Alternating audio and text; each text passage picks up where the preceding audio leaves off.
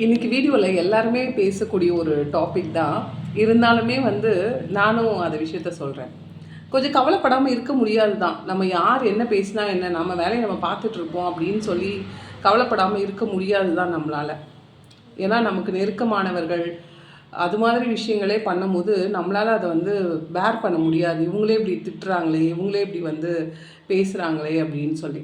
ஆனால் அதை பொருட்படுத்தாமல் நம்ம பாட்டு போயிட்டு இருக்கிறத தவிர நமக்கு வேறு வழி கிடையாது. நான் யாரையும் குறைன்னு சொல்லலை. என்னுடைய அந்த யங்கர் ஏஜில் திருநெல்வேலி மாவட்டத்தில் நிறைய நகை போட்டு கல்யாணம் பண்ணி கொடுப்பாங்க. அதுவும் எங்கள் அப்பா ரயில்வேஸ்லலாம் இருந்தப்போ நிறைய நகை போட்டு கல்யாணம் பண்ணி கொடுக்குற ஒரு சூழல் இருந்தது. ஆனால் சென்னையில் என்னோடய அப்பா கூட வேலை பார்த்தவங்க இல்லைனா என்னுடைய ஃப்ரெண்ட்ஸே நிறைய பேர் லவ் மேரேஜ் பண்ணி அவங்களே கல்யாணம் பண்ணி கூட்டிகிட்டு போன ஸ்டோரிஸ்லாம் இருக்குது. அப்போல்லாம் இப்போல்லாம் பரவாயில்ல, அட்லீஸ்ட் நான் கொஞ்சம் படித்து யூடியூப் எக்ஸ்போஷர் கொஞ்சம் வந்ததுனால என்னால் கொஞ்சம் பேச முடியுது, தைரியமாக ஃபேஸ் பண்ண முடியுது. அப்போல்லாம் ஃபுல் அண்ட் ஃபுல் அப்பாவோட கண்ட்ரோல்குள்ளேயே இருக்கும் போது என்ன ஆகும்னா, என்னோட நிறைய ரிலேட்டிவ்ஸே பேசியிருக்காங்க. அந்த பொண்ணு கம்பேர் பண்ணி பேசுவாங்க, அந்த பொண்ணு அழகாக இருக்குது, சிவப்பாக இருக்குது, அதனால் அவன் அப்படி கல்யாணம் பண்ணி கூப்பிட்டு போகிறான், நீ கருப்பாக இருக்க, குண்டாக இருக்க, உனக்கெல்லாம் இன்னும் எவ்வளோ நாங்கள் நகை பண்ணி போடணும் தெரியுமா, அப்படி இப்படின்னு சொல்லி நேரடியாகவே என்னை பேசி சண்டை போடும். அதனால எனக்கு திருநெல்வேலி மாவட்டம் பிடிக்கும் ஒரு வகையில். ஏன்னா சென்னையில் மறைமுகமாக அதை பண்ணுவாங்க, அதில் ஒரு கேடித்தனம் இருக்கிறதா எனக்கு ஒரு ஃபீலிங். ஆனால் திருநெல்வேலியில் மூஞ்சிக்கு நேராக திட்டுவாங்க, மூஞ்சிக்கு நேராகவே இன்ஃபேக்ட் பெரிய பெரிய ஆட்களே அப்படி தான் திட்டுவாங்க. நான் பேர் சொல்ல விரும்பல. எங்கள் ஏரியாவில் ஒரு அரசியல்வாதி கொஞ்சம் நிறைய போஸ்டர்லாம் போட்டு ரொம்ப ஒரு பெரிய அரசியல்வாதியை தான் அந்த பகுதியில். அவரோட அட்ரஸ் நான் ஏதோ சைன் வாங்கிறதுக்காக பேங்க் அக்கௌண்ட்டுக்கோ எதுக்கோ சைன் வாங்கிறதுக்காக போனேன் நான். அப்போ இவர் வீடு எங்கே இருக்குது அப்படின்னு சொல்லி கேட்டேன். அதுக்கு ஒரு பாட்டி என்ன சொன்னாங்க, அந்த பையன் வீடு அங்கே தான் இருக்குது, அம்மா வீடு அங்கே தான் இருக்குது அப்படின்னு. அதுதான் எனக்கு திருநெல்வேலி இயல்பான மனிதர்கள் அதிகம். அவங்களுடைய கருத்துக்களை அப்படியே வெளியே அப்ரப்டாக சொல்லுவாங்க. இவங்க மறைமுகமாக குத்தி விட்டுட்டு போவாங்க. சென்னையில் இருக்க ஏரியா ஆட்கள்லாம் மறைமுகமாக கொஞ்சம் நக்கல் அடித்து குத்தி விட்டுட்டு போவாங்க. அந்த ஆட்டிடியூடை விட ரெண்டுமே ஒன்று தான். ஆனால் இங்கே நேரடியாக சொல்லுவாங்க.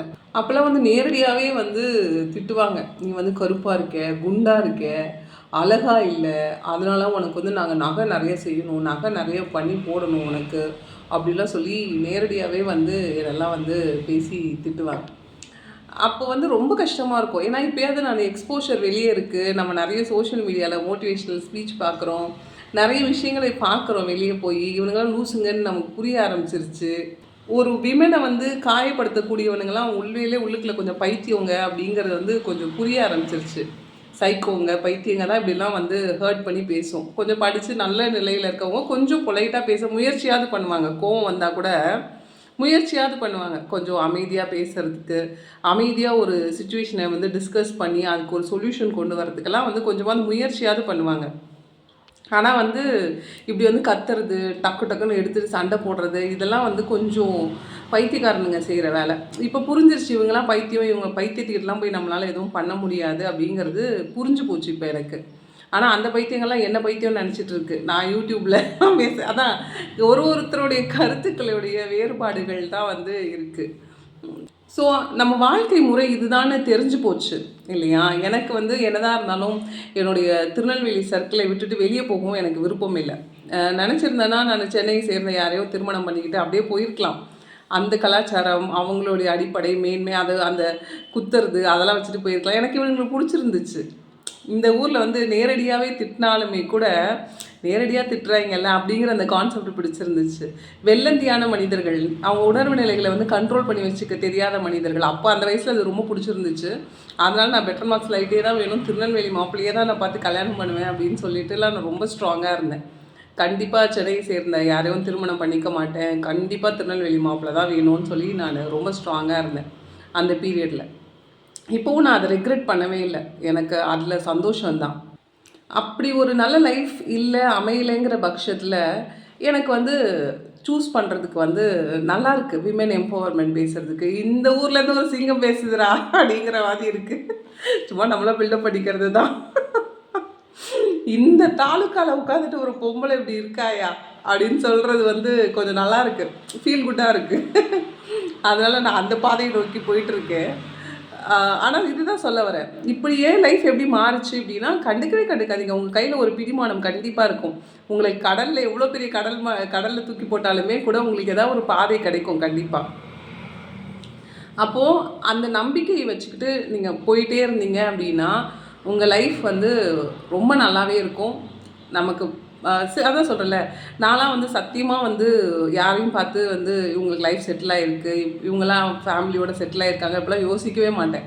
பிகாஸ் எனக்கு தெரியும். ஏன்னா நான் வந்து ஒரே பொண்ணாக இருந்து நான் வந்து ஒரு யங்கர் ஏஜில் வளர்ந்தப்போ நிறைய பேர் என்ன வந்து ஒரு ஈவில் ஐயோட பார்த்ததெல்லாம் நான் பார்த்துருக்கேன் நிறையா. அதனால் நான் அதெல்லாம் பொருட்படுத்தவே மாட்டேன். நல்லது கெட்டது எல்லாம் இருந்துட்டு நல்லா ப்ரே பண்ணிவிட்டு நம்ம பாட்டு நம்மளோட உழைப்பை நோக்கி போய்கிட்டே இருக்கணும், என்ன இஷ்யூஸ் வந்தாலும். அந்த மாதிரி ஒரு கான்செப்டில் எனக்கு கிடைச்ச பிடிமானம் வந்து என்னோடய படிப்பு. எல்லாருக்குமே ஒரு ஒரு பிடிமானம் வந்து கையில் கிடச்சிருக்கும். அப்போல்லாம் நான் வீட்டை விட்டு வெளியே வர மாட்டேன். ஃபுல் அப்பாவோட கண்ட்ரோலில் தான் இருக்குமே என் லைஃபு. வெளியில் ஒரு வெளிய மனிதர்கள்கிட்ட பக்கத்து வீட்டில் கூட பேச முடியாது. ரொம்ப ஒரு சுதந்திரமாக பேசவே முடியாது அவங்ககிட்டலாம் கூட. அப்படி தான் ஒரு கண்ட்ரோல்டு லைஃபாக என்னோடய லைஃப் வந்து திருநெல்வேலி மாவட்டத்தை சேர்ந்த ஒரு பெண் பிள்ளைங்கிற அடிப்படையில் என்னோடய டீனேஜ் அண்ட் யங்கர் ஏஜ் இருந்துச்சு. ஆனால் நான் என்ன பண்ணேன்னா, எனக்கு கிடைச்ச ஒரு விஷயம் இருந்துச்சு, படிப்பு.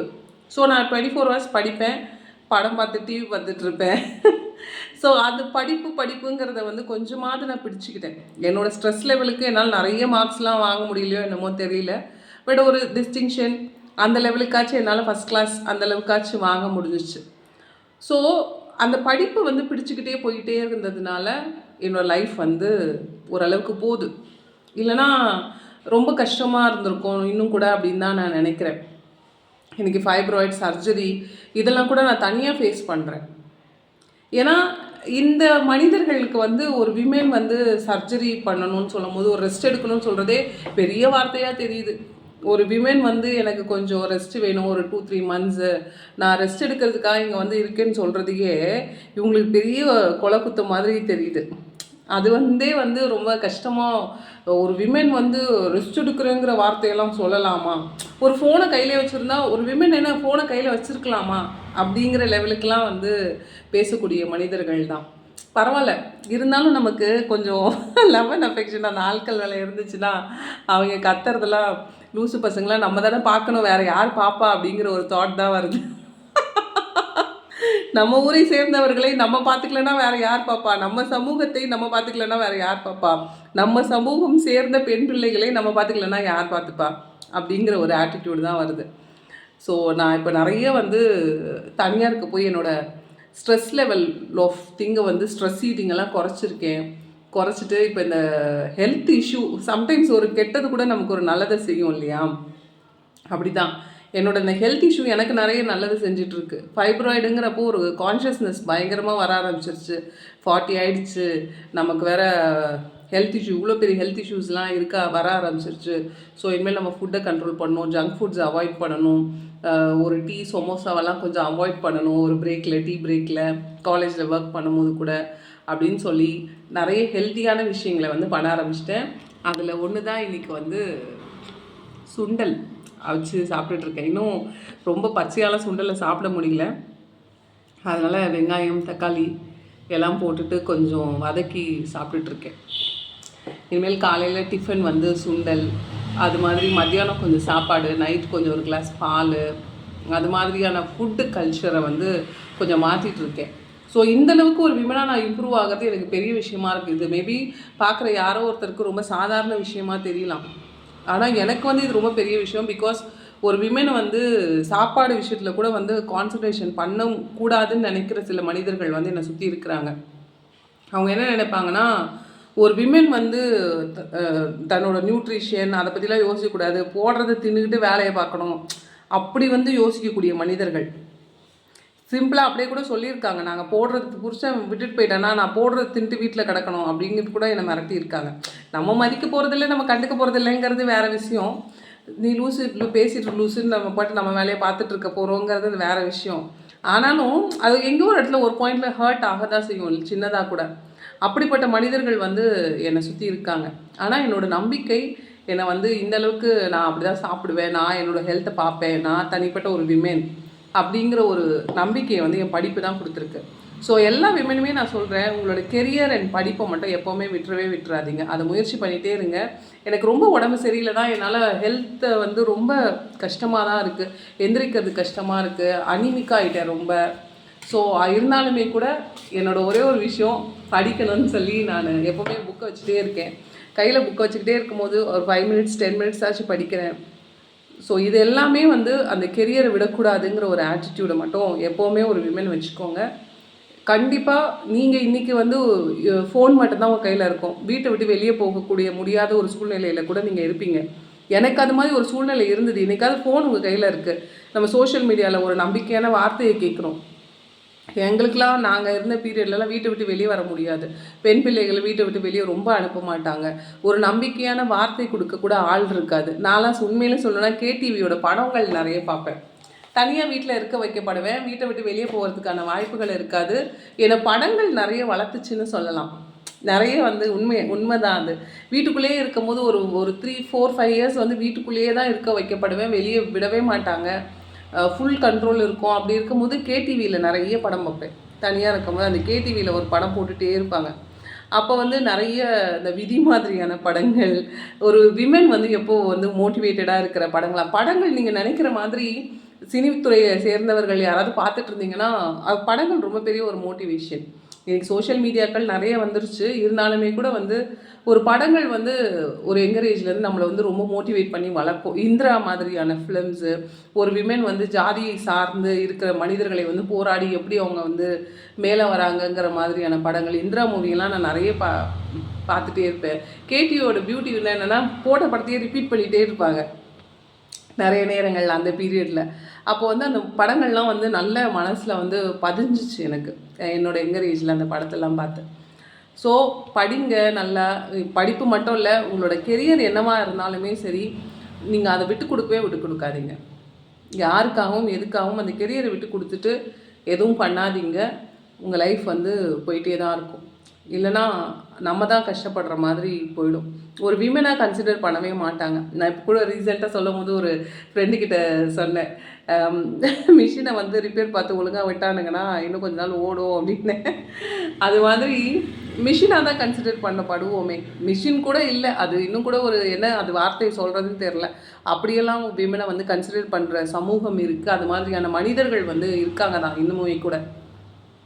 மேபி இன்னும் ஒரு அட்வான்ஸ்டு பீப்புளுக்கு அது தெரியலையா என்னன்னு தெரில. பார்ப்போம். நான் இதுக்கான எல்லாருக்குமான சொல்யூஷனையும் தான் எங்கள் தாலுக்காவில் தேடிட்டு இருக்கேன். என்ன ஒரு அரசியல் ஸ்கீமுன்னு வந்தால் கூட அது என்ன மாதிரியான ஸ்கீமை கொடுத்தா அது உண்மையிலே அவர்களுக்கு போய் சேரும், அதை மேம்படுத்த முடியுங்கிறத பற்றிலாம் கூட நான் நிறைய யோசிச்சுட்ருக்கேன். நானும் போய் இன்னும் சொல்யூஷன் கண்டுபிடிக்கல. என் சொந்த பிரச்சனைக்கே சொல்யூஷன் கண்டுபிடிக்கல. பார்ப்போம் என்ன செய்ய முடியுது நம்மளாலையும்.